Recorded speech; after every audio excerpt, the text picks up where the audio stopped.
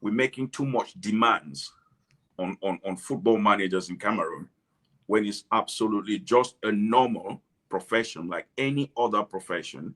And we do not need to be making these demands in terms of where you did your diplomas, where you have trained, No, and this and that. I Put mean, your project, attend your interview. If you were successful, you are appointed to the position. You I, know, I mean, back in the day, Senajes, we had Senajes, from the higher school of sports, coaches coming to coach in different colleges and all that. I mean, that's the whole point I'm making, right? We should go back, grassroots football, back to the schools. We build from from the grassroots level. but Give our coaches. Listen we to what I'm have going to say. we have a better coaching infrastructure now in Cameroon than ever before. With the Center of Excellence in Yaoundé, you know, we have more qualified coaches now in Cameroon than we've ever had. But we don't have a league. That's what I'm saying. We don't have a Yeah, league. you don't need a league to be a good manager. No, Obviously, you do. You do. you don't necessarily need a strong league to be a good manager. But You can go from a weak league or weaker league and manage a better team if you know what you're doing. yes, of course. What I'm just saying is that we have to build our league. We have to focus because this whole fight is coming between Fecafoot and Ministry because of the national team. You don't see them fight at the lower levels. Okay, it's like a distraction, in my opinion. Right? We have some big projects, right? Like rebuilding football from grassroots level. Fecafoot doesn't have the money to take on this project. The government is supposed to help put Fecafoot in a better position, to do their job. So that's what I'm talking about.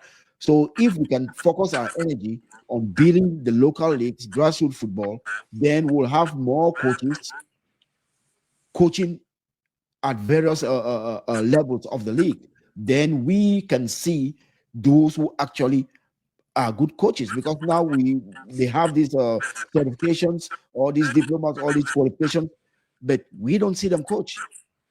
We Well, don't see them coach. I am very sure Martin Tungumpile has coached for a long time. I am very sure that all the other coaches, there was Bellinga, the Jonke Bonaventure is still there. There are many qualified coaches in Cameroon that can do a very good job for the national team. And again, when we go back to, when you talked about when the results were not going for Rigobert's song, again, for me, this is fans and the minister thinking about his job more than focusing on the progress that was being made and the fact that every team will always have a transitional period. You cannot just have the same team playing year in, year out. So Rigobert's song, whilst the Nations Cup performances were not very good in terms of results, there was a philosophy being put in place. And I think we've lost all of that and we're not gaining in terms of that. And whoever is going to come after Mark Brice would have a big restructuring work to do again, which takes us years and years back. And this, for me, is the greatest problem, is that we were looking at results and a very tough Nations Cup, not accepting the reality, which is what we fans are. We never accept the reality that another team is better. Yeah, I mean, one of the problems of Rigobert's song also was that he was not a good communicator. So he did not make a good case for himself. When you say Rigobert's song is not a good communicator, what do you mean? I'm talking about, okay, I'm that type of fan. I want my coach to be able to explain certain things in press conferences. Okay. Well, not everyone is very good at that. Even if you watch the Premier League and you watch different leagues in the world, some managers are not good with the media. And Rigobert's song, the most important thing is how he transmits his message to his players. Now, if you've got to work on your media skills, then you got to work on your media skills. But I've got no doubt in my mind that in terms of some of the best football I watched Cameroon play in the last 5 years were under Rigobert's song. But it's not every time that you play well that you win.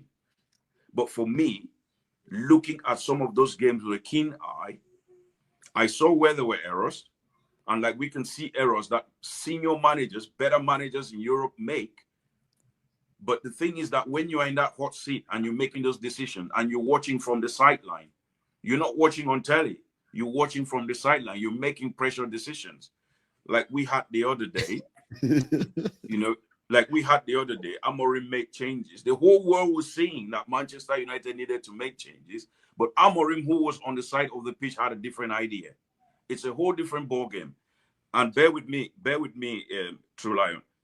If you go back to this aspect of building a mentality, a culture within a team, Inter Milan did not beat Barcelona because Inter Milan are a better footballing team. It was here. It's in the head that Inter Milan beat Barcelona. Not just playing beautiful football. No, the football wasn't beautiful. It was mechanic, but the psychological side of it was superior. Yeah. And this is where I feel Cameroon was benefiting. At a certain point in time, there would have been a transition, or there should be a transition. I feel that because the minister and the government are thinking about different things, they've made the right decision, but at the wrong time.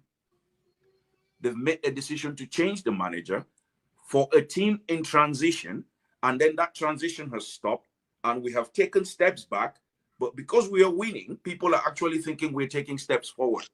But what we're going to see with Cameroon is we're going to go to tournaments, the upcoming AFCON, or we're going to go, if we do qualify, we're going to go into the World Cup, and we're going to have players playing for the very first time with the Cameroonian national side, with very little experience of playing at that level.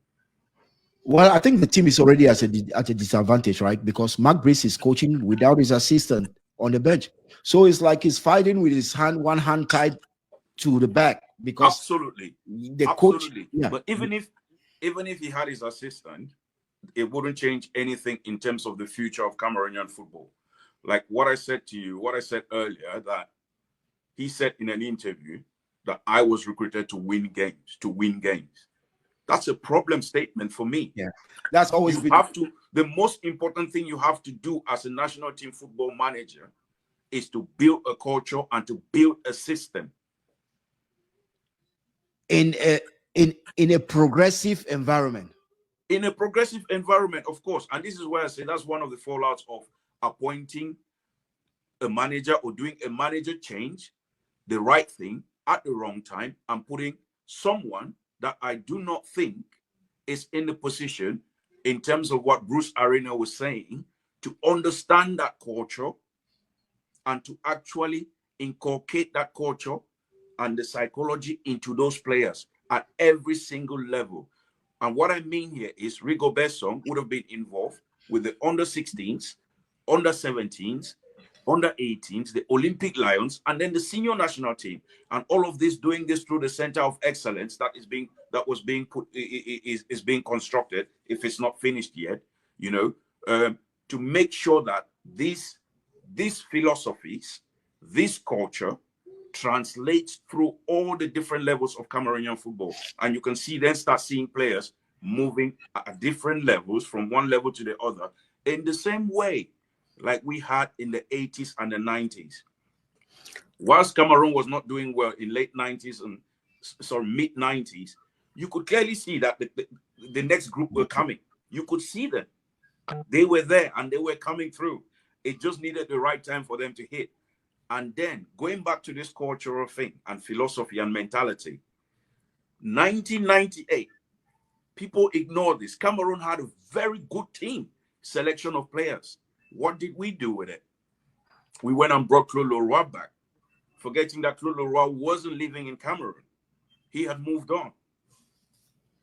Claude Leroy came and messed everything up, playing Patrick Mboma as a central defensive midfielder. Mm-hmm. Patrick Mboma as a center defensive midfielder for Cameroon at a World Cup when he is a striker. And why do you think Claude Leroy did that? Because he did not know the dynamics of the team. He did not know the culture. He did not know that the team actually moved forward. And he did not trust the players. Exactly. And he came back. One of the first things he did was to make Francois Oman be captain of that team. Well, many people were asking if he should be playing. in the first place, because Patrick Mboma was the center forward of that team. But to accommodate Francois Omambi, he had to shift Mboma to play as a center midfielder. Regrettably, we could not catch up against Chile. You know, and this is that cultural thing. Having the right person at the right time, at the right place. Yeah, I mean, I think it's urgent, right? I think it's urgent, and I'll start complaining about this ever since we hosted the AFCON, because I saw the government not having a vision, because I cannot say having this vision of trying to organize the African National Cup. For me, they were putting, the wagon in front of the horse, right? Because first things first, what you want to do is develop your football, have a good culture of fans going back to the field, then expressing that culture to the world, that this is our culture, this is how we play. But I bet you now, look at what happened during the African Cup of Nations. That scramble and quit. I know it does happen, everywhere. But that was just poor culture, poor football culture that we have not built, because the new generation, they don't go to the field, they don't attend games, because it's not as interesting as before. Yeah. So we have to start building from grassroots level, take football back to the schools, give incentives to those schools, the nachos, the CPCs, those schools that have football field where kids can actually still go to school and chase their dreams of being footballers. Yes. So I absolutely agree with that. I'm one of the proponents of the OSUK and the school, the academies, not exactly. the academies, but the educational institutions, the schools producing sportsmen. Yes. And then at a later stage, those players are then taken upon by academies. Exactly. What we have is a proliferation of academies, but you have to ask yourself, what's the purpose of academies? Academies are there to make money. They are there to produce a certain type of footballer. Yeah. To then sell on and make money. Whereas what we had previously are children who were playing freely, developing skills in the schools. And then we had sports teachers from INJS and SENAJS who would coordinate the skills and help these children and put them on a platform to perform. And then clubs would sign them and then take on these children. And some of them would go to, when we had just one center of excellence in terms of brasseries in Cameroon, there was a clear philosophy. You could see it. And this is why Cameroon performed so well in the late 90s and in the 2000s, because it was that crop that came from one place, one philosophy. And you see it with the French national team through their center of excellence. England has just built theirs. And you can see it with England as well, Now, if you come back to, if we go back to this culture and mentality thing, the reason that England has appointed Tuchel as the manager is because they do not feel that they have a person with the requisite credentials to be their manager who is English. But you also have to look at the crop of players that they have. They're a different breed of players, not the kind of players that England had 10, 15 years ago. They play football in a very different way. But the managers that they have now are still thinking about football like it used to be played. Away, mate, away. Long balls, get rid of it, Now they're thinking, these boys are thinking differently. I'm playing differently. There is a whole new culture. And this is where I feel, okay, in terms of appointing Mark Brice, there is that aspect to it, because most of our players play in Europe. And we've got a good crop of players now who were born in Europe. And so there is that disconnect. And this is where having somebody who is a national is very important, because you take these players who've been born in Europe, like Mbeumo, Namaso, all these other players, you inculcate in them the culture of Cameroonian football and the mentality.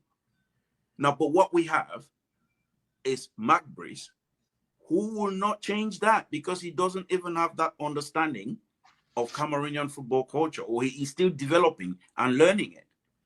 And this is where, for me, that disconnect will be problematic. Think about Mbeumo when Mbeumo first came to the national team. Mbeumo struggled to deliver, but he's now delivering. You know, so it takes time. And this is the worry for me, is that these guys, we will go to tournaments and we start bringing in new players again, start changing things, and they all have to start learning again. We will be back where we were 2 years ago in Cote d'Ivoire. A very similar situation like Rigobert Song. Most of the games Cameroon lost was not because Cameroon did not play well. These were simple errors being made by players which the manager had no control over. Like against Nigeria. Go back and look at the stats. Look at everything. Senegal, the same. Cameroon was playing well, maintaining possession. So there is something. There is a philosophy being put in place. But that still needs to be developed. But we've all broken up everything because we want to secure our positions, and we are where we are, but people are not seeing it. We're going to start all over again.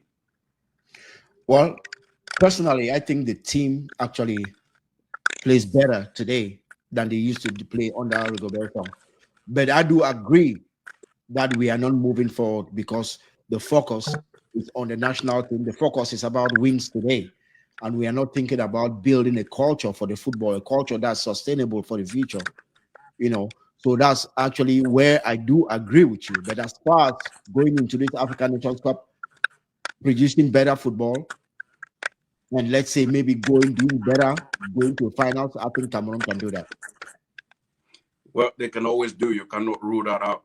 You cannot rule that out. They can always do better, and they can always win it. There is always a chance that that does happen. But whether that happens is another question. But for me, again, like I'm saying, is that come that tournament, who is going to be our center forward?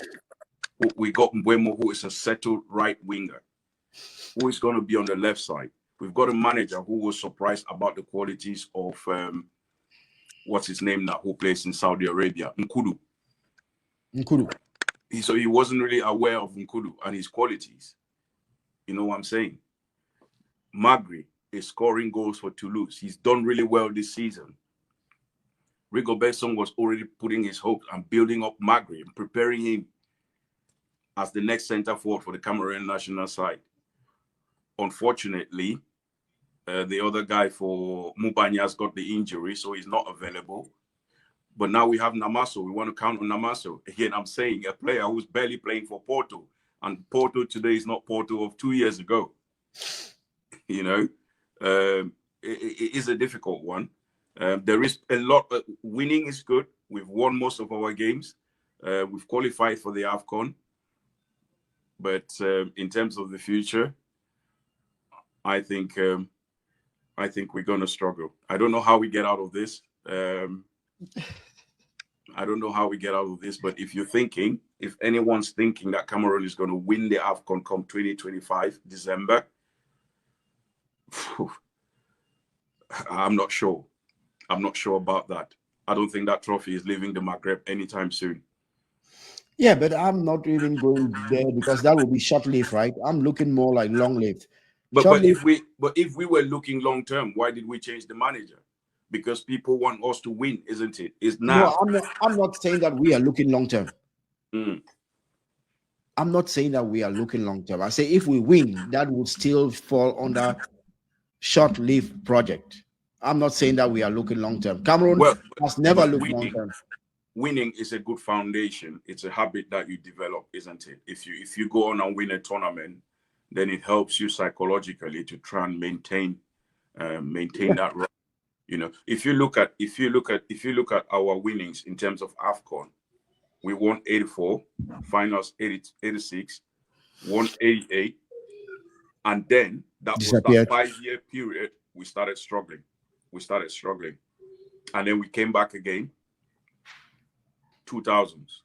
We won 2000, we won 2002, 2004 we were around. We kept hanging around, you know, semi-finals, quarterfinals. But so there are periods when teams do well, and that's the same for every country. You know, that's the same for every country. That's why they say every 3 or 4 years or 5 years you must refresh in the team. You must change things. We have gone back. Ngado is back in. Martin Hongla is back in. Abubakar is still there. Muminga Malu is still there. Basogov is still there.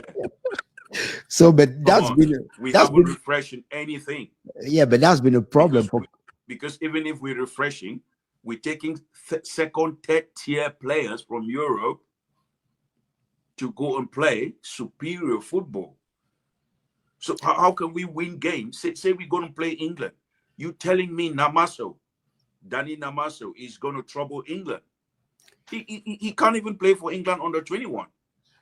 But we're going to take him to go and play against England. How did we beat Brazil? No. We had seasoned players on the field. We had seasoned pros on the field. We had one amateur. But the team still has seasoned pros. They are not, and this is my problem. They are not getting younger. Have you seen Abubakar accelerate? No, I do agree with you, but that's not the coaches. That's not the coach's problem. No. This is for me. This is one of the fallouts for me in terms of the appointment, the change of the manager. Like I said, the right decision at the wrong time. There was a project. What's the project of the current management team? Win. The project is win. That was the same project Rigobert Song had. It's a selfish project. It's win. That's Rigobert Song wanted to win, but Rigobert Song was rebuilding a team. Oh, come on now. Come on, man. Come on now. I do disagree with you. No, how many players from that Nations Cup team? Did you listen to the interview given when Samuel Eto'o talked about Rigobert Song being fired? No. Okay. He said the project was to win, and Rigobert Song, the results. No, this is what I'm saying to you. It's always to win. But behind that, the most important thing is to always refresh and rebuild your team. The team that Cameroon took to the AFCON had a lot of young players for a reason. I'm telling you, I've given you names. But it's still a young team right now, right? Which team is a young team? Baleba has come in. He's about 21 years old. Absolutely. There are new players that have come in. Baleba, he was meant to be at the AFCON. He's the one who said he wasn't coming. You know? Yes. Like I said to you, just these names I've given you. Ongla, he is a starter. Ngadu, he is a starter. Abubakar, he is a starter. Ngamalu, he is a starter. Christian Bazokok, he is a starter. 1, 2, 3, 4, 5. Those guys might not be starter come AFCON. They might not be starters. And this is my problem. Then who is gonna start? This is where the rewind process comes in. So the steps that have been taken forward to transition this team, we've actually gone backwards. And taken these old players who are good players, but we can't keep playing them. We're not saying they're bad, but we're saying they're not good for us going forward. You know? You're muted. You know, so we're saying that they're not good for us going forward. Yeah, sorry about that. I had a little bit emergency. Anyway, I think it's been a good discussion anyway. Oh yes, of course. And I think we should follow up with the AFCON is coming. We should start talking about these teams. I was out on a local tournament that we had here in Charlotte, and a lot of guys they want to know the AFCON. They want to start getting into that AFCON fever, you know. Yeah, definitely. Yeah. It's time we start talking about it, and maybe we'll get to displace a lot of these old lads. They shouldn't be nowhere near the Cameroon national team anymore. Oh yeah. I for one think I was one of the persons that said that I don't see how Samuel Eto'o changes Cameroon football just because I anticipated fights like these ones. You know, when I saw what Cameroon did just to host the African Cup of Nations, then I understood that it's about them. It's about that selfish need and not about growing our football in a positive way, because we do have the talent, but we don't have platforms. We don't have leagues that will actually propagate our talent. You follow a lot of African football, and you know how different countries like Tanzania, South Africa, Egypt, Morocco, Tunisia, Algeria have built their leagues. Even Uganda and Kenya. A lot of guys don't know. You know. Yes. I think we're making a mistake sometimes. We think that is because we have players that are playing abroad that we've got a better side. It doesn't work like that. A good footballer is a good footballer. It doesn't matter where you play. It doesn't matter where you play. Whether you're playing in Europe or you're playing in Africa, if you're good, you're good. You know, the best of Cameroonian teams, the best of players that we've had, you know, most of them were playing in our local league. You know, like you say, there are many Cameroonians that play across Africa. Does Mark Breeze know about Che Malone? I do not know. There are Cameroonians who play in Egypt. There are Cameroonians who play in Morocco. There are Cameroonians who play in Tunisia. Yeah, he should know about them. Cameroonians who play in the Democratic Republic of Congo. You know, he should know about them. But if you have an your assignment is like to win today, then he should know about them. When like I'm saying to you, when Kudu came to the national team, what he said about Kudu surprised everyone. That he didn't know that Kudu had those qualities. That's a player who's played for Olympique of Marseille, a player who's played for Tottenham. But what I'm saying is, look at this way, right? You just came, and you don't have the time to settle down. You have an assignment to win today, so you're gonna be thinking about short term.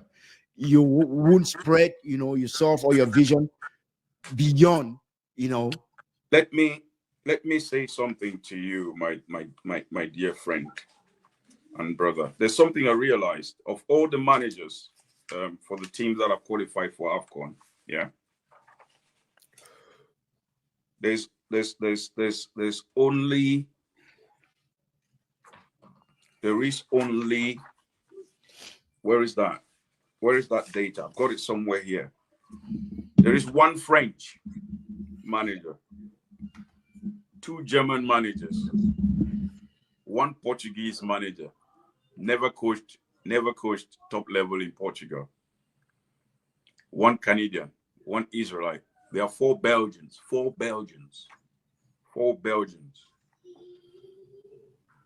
Previously, you would have had almost all of these people be French or Dutch, or many Dutch managers, or many, you know, German managers used to come a lot to Africa, former Yugoslavia, you know.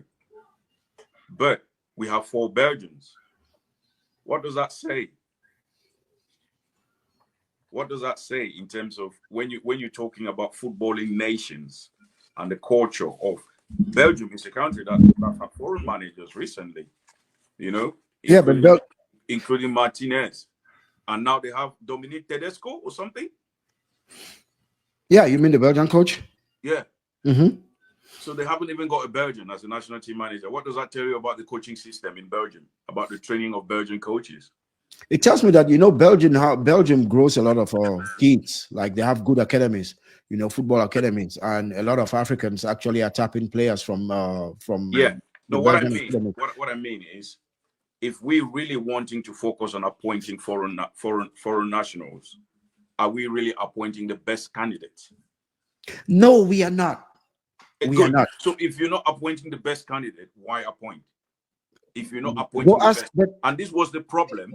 I remember Martin Owunangini questioning Professor Batum, or whatever his name is, in the studio, and saying, what were the criteria of the selection of Mark Breeze over the other candidates that were presented by Fecafoot to? But let me tell you something. If you are just bear with me. Go ahead.